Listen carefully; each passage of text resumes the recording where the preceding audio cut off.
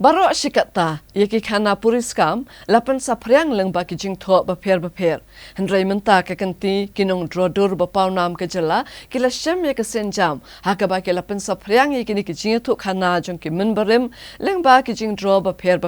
kibalapan inam leng bak art exhibition, kabalapan long haransan, kabadon hajan kesilong college, haka pratarik uyayong.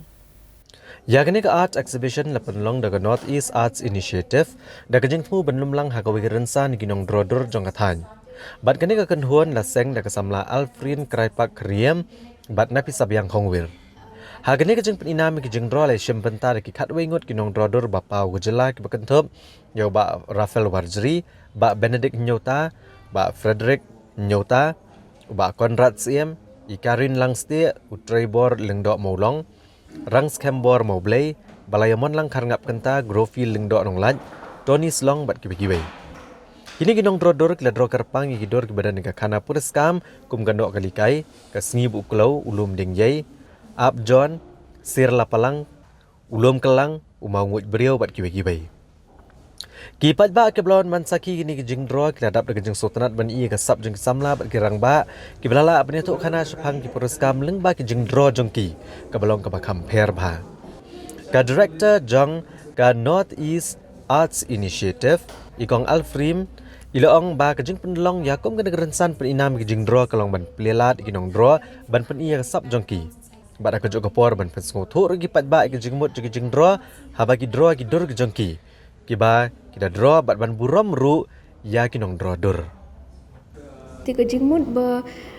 kade shipang ki folklore, shipang ki folk tales jong ki khasi ki kumno ki interpret ikini ki khasi folklores haki visual images and kidon ki artists ba interpret in different ways also ki crunch phang ki retellings ki crunch phang ki contemporary settings kumno ka relate ye contemporary settings te ni don baro ki images na do the creation of the myth ni don likai story jong likai how ki artists ki relate but ki stories jong likai. This installation also is related to Kalang rock, so these are all like visual interpretations of how artists are understanding and kind of interpreting the folklores and textual sources, but not only textual sources, they are interpreting them from oral traditions. Kito ba nado hindai bangi ni should dia kran ni should don kani ka jing mut ba ki khasi ki should kran ki should don oral traditions kumto te kini ki visual interpretations also ka one nakatu naka oral tradition ki visualizations ki one nakatu ka oral tradition